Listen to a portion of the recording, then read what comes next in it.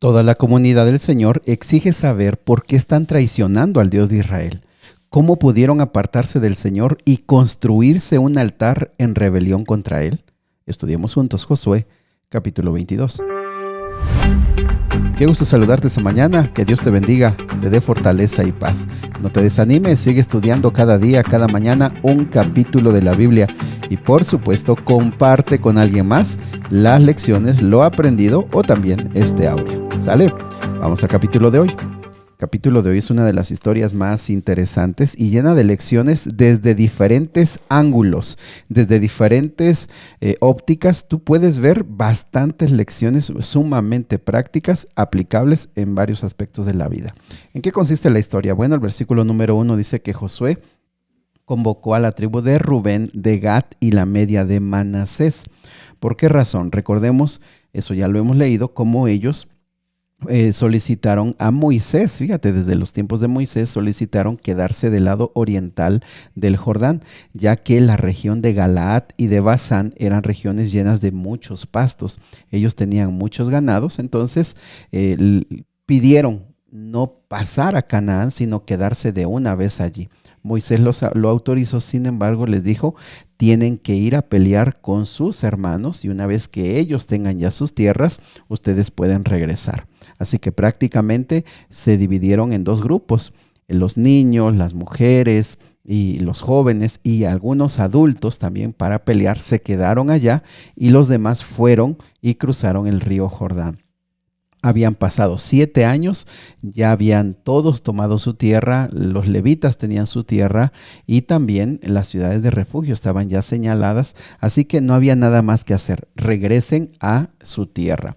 El versículo 2 al versículo 3 les recuerda a Josué y les reconoce que ellos han sido fieles, que han sido obedientes, que no solo con Moisés, sino también con él, con Josué, y que ellos han manifestado una actitud realmente digna de reconocer. Mis amigos, esta expresión, estos dos, versículos 2 y 3, no solamente nos hablan de ellos, sino de toda esa época. En toda esa época, como se mantuvieron luchando, se mantuvieron esforzándose por trabajar, por conquistar. Todo el pueblo y sus líderes, de manera general, vemos gente muy consagrada, muy entregada y muy celosa de servir a Dios. No es otra cosa que lo que nos confirma es que cuando nosotros estamos trabajando, estamos tratando de cuidar nuestros negocios que Dios nos ha dado, cuidando nuestra salud, esforzándonos en servir al Señor en la iglesia, siempre el Señor nos mantiene ocupados y creciendo y muchas cosas de la vida se olvidan, cosas triviales, cosas que no tienen importancia. Entonces se les dice regresen. Versículo 5. Hay un llamado a mantenerse fieles, a mantenerse en los caminos de Dios, a aferrarse a Él, sírvanlo con todo su corazón y con toda su alma. Es que esta no es solamente una separación, quizás es un poquito una despedida, porque no se van a volver a ver tanto como ahora habían estado luchando juntos, habían andado juntos, así que ahora se sienten un poco separados, pero les dicen, sigan siendo fieles. Y mis amigos, es que esta es una gran verdad. Cuando nosotros somos fieles a Dios y nos esforzamos por amarlo y obedecerle con todo nuestro ser, el Señor nos bendice. Así que no hay ninguna mejor bendición que permanecer en Cristo. Entonces, del versículo 7 al versículo número 8 también se les da la indicación, regresen, tienen que cruzar el río Jordán, pero lleven a sus hogares todas las riquezas que ustedes tomaron, los animales, la plata, el oro, el bronce, y compartan el botín con sus parientes. Esto era una ley, la establecieron desde el tiempo de Moisés y recuerdo también David lo implantó. ¿Cuál es? No solamente los que pelean reciben el botín, sino también los que se quedaron a cuidar. Los dos grupos son importantes y los dos reciben el botín. Entonces el versículo 9, el grupo mayor se queda allá en Silo, en la tierra de Canaán, y ellos emprendieron el viaje para Galaad y la región de Basán.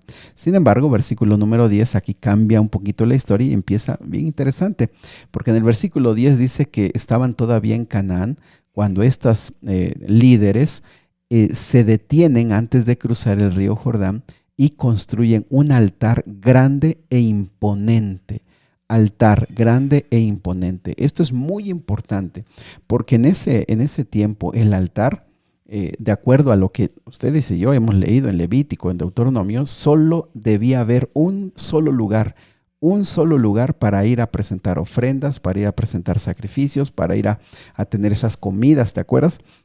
Se puede ir a comer, eso lo hemos estudiado varias veces. Entonces, lo que ellos hacen, ojo, todavía no sabemos la explicación, pero lo que ellos están haciendo aquí es una rebelión muy grande contra el Señor.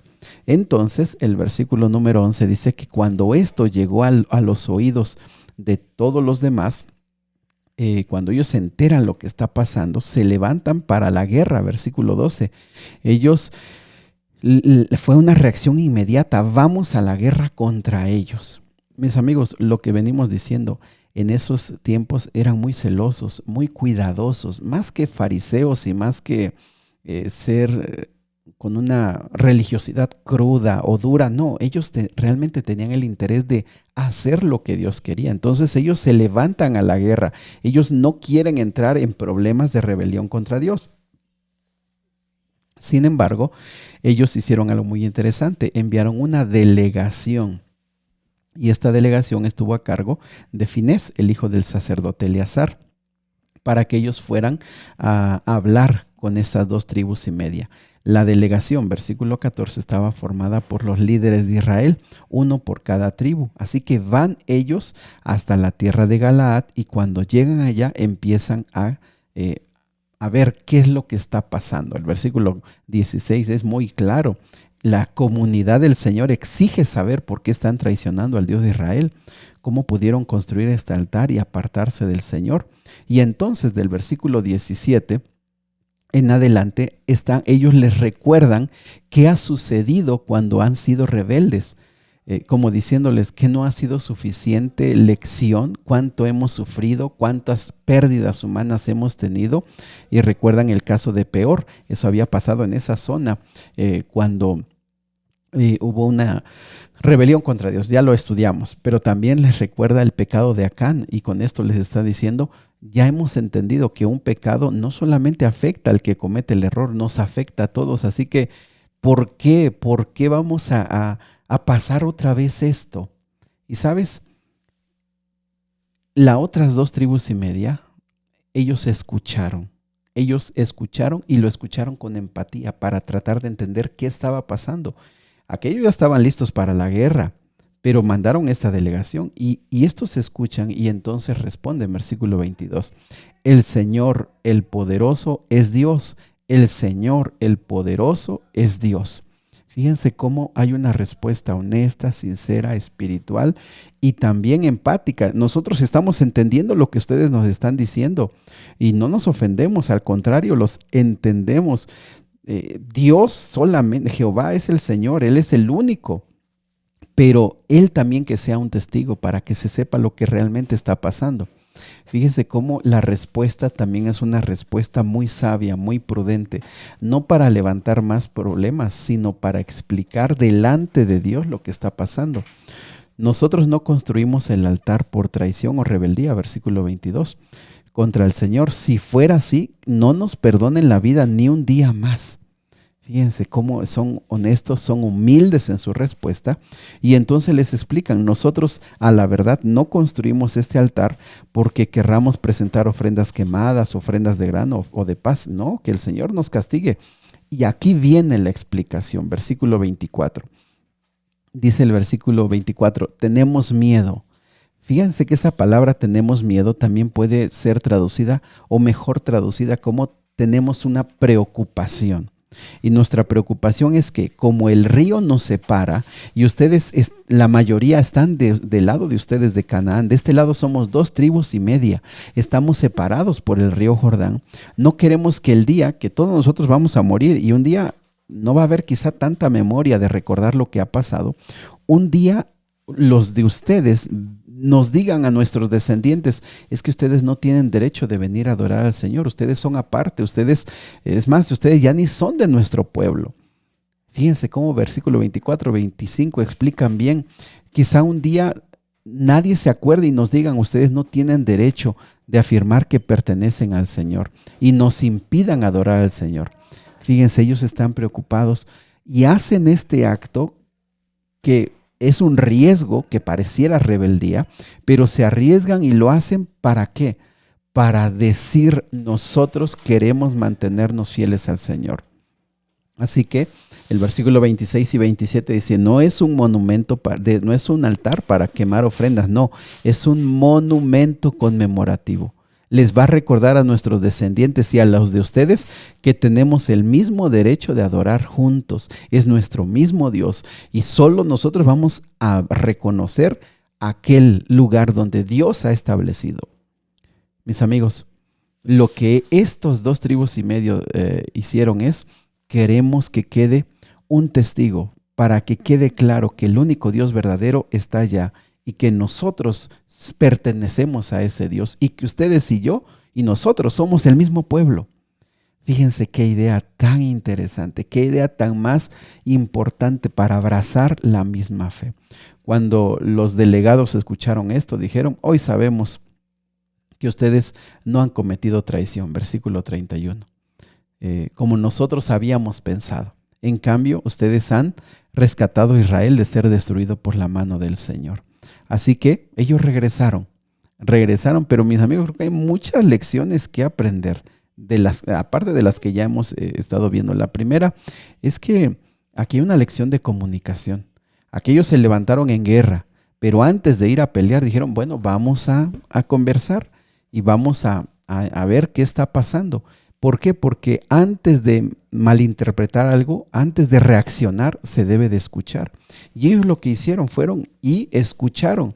Pero no solamente estos escucharon, sino también los que recibieron dijeron, bueno, ustedes tienen esa suposición, pero tampoco dicen, ¿y por qué piensan mal de nosotros? ¿Y por qué nos acusan? No, ellos escuchan con empatía y dicen, tienen razón. Si las cosas fueran como ustedes las pensaron, tienen toda la razón, pero dennos oportunidad de explicarles.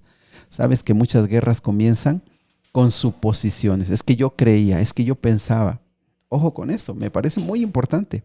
Ahora, también me parece muy valioso que este altar habla mucho de lo que realmente tenían ellos en su corazón, de las 2 tribus y media. Ellos tenían una intención. ¿Y cuál era su intención? Dejar claro, nosotros le pertenecemos a Dios, nosotros somos de Dios. Entonces, lo que nosotros construimos habla de lo que hay dentro de nuestro corazón. Lo que nosotros hacemos habla de lo que nosotros estamos teniendo de pensamientos. Es decir, nuestras acciones hablan de lo que hay dentro de nosotros. Una pregunta sería, ¿lo que edificas une o divide? ¿Lo que haces conecta o separa? La diferencia entre un muro y un altar es el propósito con el que lo construyes.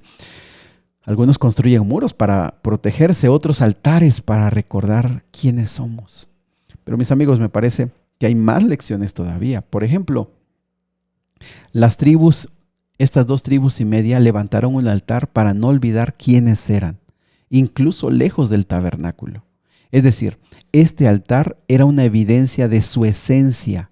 Este altar representaba lo que somos. Este altar dice, somos de Jehová, somos de ustedes, somos del mismo pueblo, aunque estamos separados por este río, pero somos uno mismo. Es decir, este era un testimonio de identidad.